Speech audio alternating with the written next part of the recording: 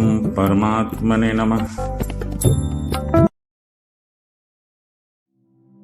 वेद, शास्त्र और आप्त पुरुष के वचनों से वस्तु का सामान्य ज्ञान होता है, पूर्ण ज्ञान नहीं होता है।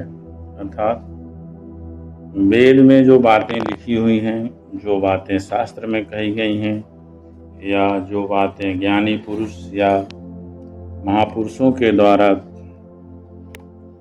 बताई गई हैं, उससे ज्ञान तो होता है पर पूर्ण ज्ञान नहीं होता है।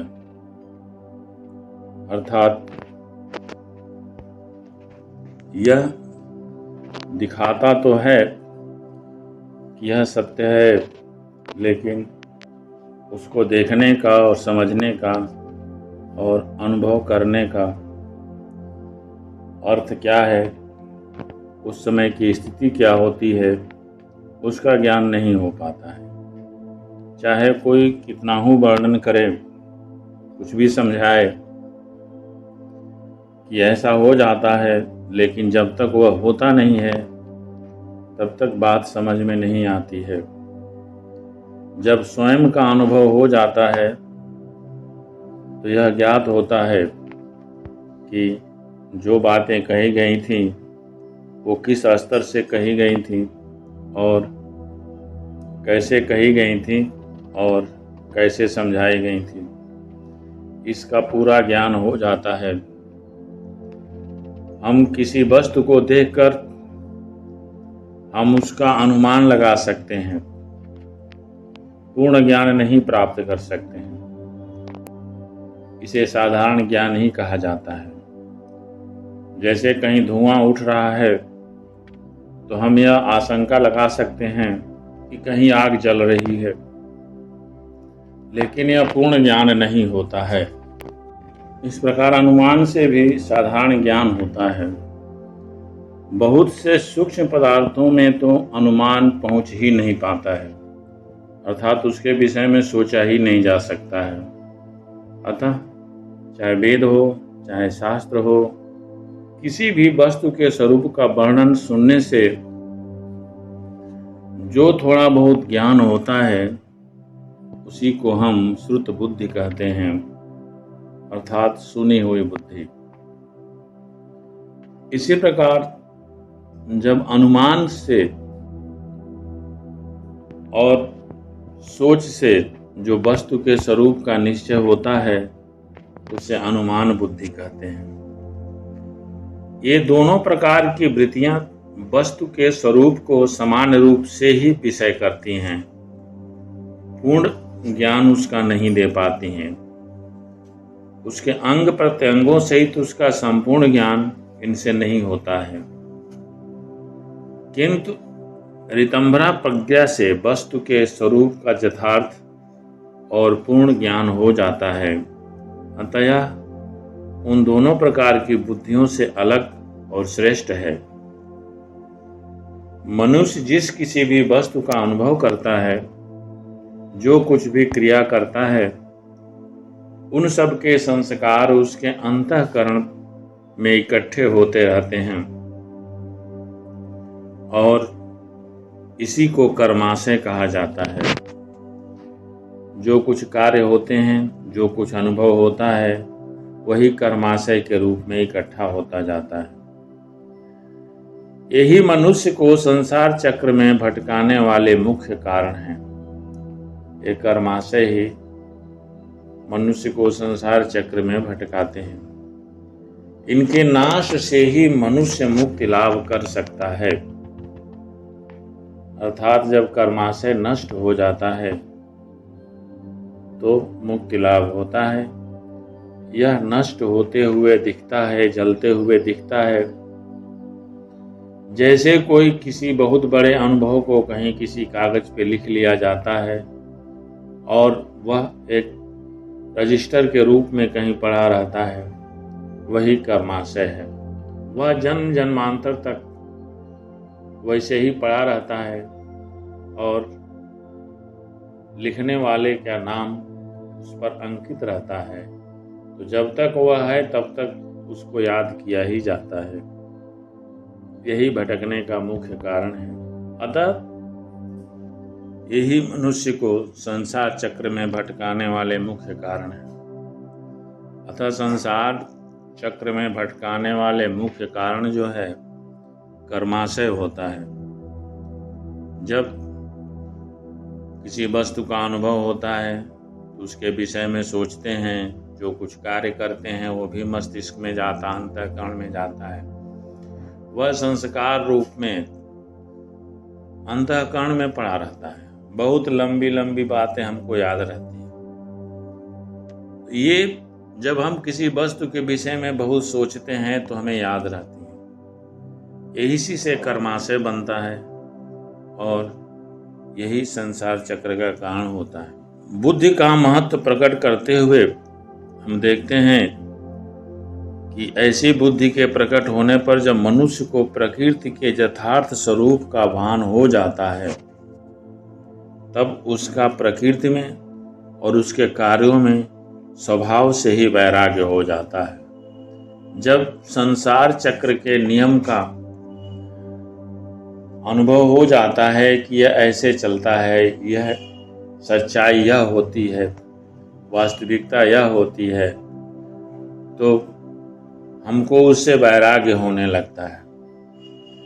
और जब वैराग्य होने लगता है तो किसी भी कर्मों का इकट्ठा होना मुश्किल हो जाता है।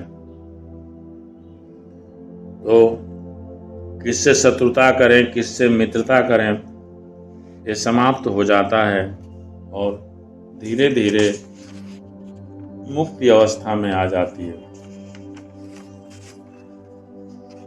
जब ऋतंबरा प्रज्ञाजनित संस्कार के प्रभाव से अन्य सब प्रकार के संस्कारों का अभाव हो जाता है, उसके बाद उस उत्पन्न संस्कारों में भी आसक्ति न रहने के कारण उनका भी निरोध हो जाता है और उसका निरोध होते ही समस्त संस्कारों का निरोध अपने आप ही हो जाता है। अतः संस्कारों के बीज का सर्वथा अभाव हो जाने पर इस अवस्था का नाम निर्वीज समाधि है। इसी को कैवल्य समाधि भी कहा जाता है। यह बात थोड़ी समझने की है कि संसार में रहने का मुख्य सोच या कारण संत महात्मा लोग यही समझाते हैं कि संसार में एक ईश्वर के दास के रूप में अपने आप को समर्पित करें। वो जिस अवस्था में हमको रखा है उसकी कृपा समझें और जो आसपास हो रहा है वह भी उसकी कृपा ही समझें और जहाँ उसने संबंध बना रखा है वह भी उसी का है। तो जब सब कुछ उसी का है, अच्छा हो बुरा हो, सब कुछ उसी का है, तुम केवल माध्यम हो, यदि हम ऐसी सोच ला देते हैं तो चारों तरफ से लगाव समाप्त हो जाता है कि यहाँ मेरा तो कुछ भी नहीं है, सब ईश्वर का है। जैसे एक दासी है जो मालिक के बच्चों को बड़े प्रेम से खिलाती है, बहुत प्यार करती है, लेकिन अंदर ही अंदर उसके मन में ये बात रहती है कि ये मेरे नहीं हैं, मालिक के हैं। लेकिन वह उसकी पूरी तन्मयता से देखभाल करती है जिससे जो उसके मालिक हैं वो खुश रहें, प्रसन्न रहें। और वहां से चले जाने के बाद भी यदि वह दासी वहां से चली जाती है तो फिर वो लगाव भी तुरंत ही खत्म हो जाता है। और यही सोच जब आ जाती है धीरे धीरे, जब परमार्थ ज्ञान हो जाता है तो ऐसी सोच आ जाती है। जब हम किसी तत्व के परमार्थ रूप में देख लेते हैं कि इसकी वास्तविकता क्या है तो हमें उससे वैराग्य होने लगता है। जब तक हमें यथार्थ ज्ञान नहीं होता है तब तक वैराग्य होना मुश्किल होता है। इसलिए जब वैराग्य ग्रहण करना हो या वैराग का स्वरूप देखना हो, अतः निर्बीज समाधि के लिए हमें ऐसे ही भावना रखनी चाहिए। साधना में हमें योग के स्वरूप, उसके अंतर और उसका फल हमें छोटे में ही समझ लेना चाहिए। पहले कुछ बातें शास्त्रों में आई हैं, उसको देखते हैं कि तप क्या चीज होती है। शास्त्रों ने कहा है कि अपने वर्ण, आश्रम, परिस्थिति और योग्यता के अनुसार स्वधर्म का पालन करना और उसके पालन में जो शारीरिक या मानसिक अधिक से अधिक कष्ट प्राप्त हो उसे सहर्ष सहन करना, इसी का नाम तप है। ये तप के विषय में कहा गया है। अब वर्ण कृष्ण ने गीता में लिखा है कि कौन किस स्तर पर है। 4 वर्ण व्यवस्था, सामाजिक की बात नहीं हो रही है, साधना की बात हो रही है।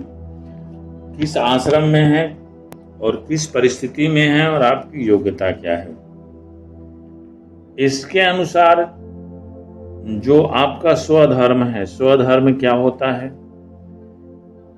कि आप साधना करते करते किस अवस्था में पहुंचते हैं, उसके लिए क्या नियम है, उसको पालन करना ही स्वधर्म होता है और कोई दूसरा धर्म नहीं होता है। इसे हमें बनाए रखना चाहिए, चाहे कोई भी कष्ट हो। इसी का नाम तपस्या है। साधारण बात में लोग व्रत, उपवास आदि भी करते हैं, तो ये साधारण चीजें हैं। ये सांसारिकता से हटने के लिए होती हैं। ये तपस्या का एक बहुत ही निचले स्तर की बात होती है, लेकिन यह सहायता करती है।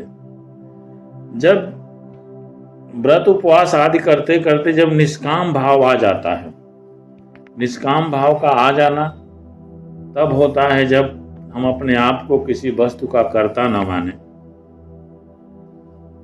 और इसी भाव से यदि हमारी तपस्या रहती है तो हमारा अंतःकरण शुद्ध हो जाता है। यही भागवत गीता में भी कहा गया है। इसी को तपस्या कहा जाता है, वरना तपस्या के नाम पे तो बहुत सारी चीजें होती ही रहती हैं। अब स्वाध्याय क्या होता है? स्वयं का अध्ययन स्वाध्याय होता है, अपने स्वरूप को पहचानना। अब स्वाध्याय में क्या होता है कि शास्त्रों में तो बहुत सारी बातें लिखी गई हैं कि वेद, शास्त्र, महापुरुषों के लेख आदि का पठन पाठन और ये आदि का नाम जप करना, किसी मंत्र को जपना, इष्ट देव के मंत्र का जप करना, सब को स्वाध्याय में कहा गया। लेकिन स्वाध्याय यह नहीं है। अपने आत्म स्वरूप में स्थित होना, अपने आप को मनन करना ही स्वाध्याय होता है। हम क्या हैं और हमारी स्थिति क्या है, यही स्वाध्याय है। तो अपने आत्म स्वरूप को पहचानने की कोशिश करना ही स्वाध्याय है। हम अपने आत्म स्वरूप को कैसे पहचान पाएंगे या कैसे वहां तक पहुंच पाएंगे, यही स्वाध्याय होता है। और कोई स्वाध्याय होता ही नहीं है। शास्त्र वेद स्व कहाँ से हो गए? ये तो किसी जो है उनकी दिव्यता का वर्णन करते हैं, स्वाध्याय नहीं है ये। आगे है ईश्वर प्राणिधान। ईश्वर के शरणपन्न हो जाने का नाम ईश्वर प्राणिधान है, अर्थात ईश्वर में लीन हो जाना ही ईश्वर प्राणिधान कहलाता है।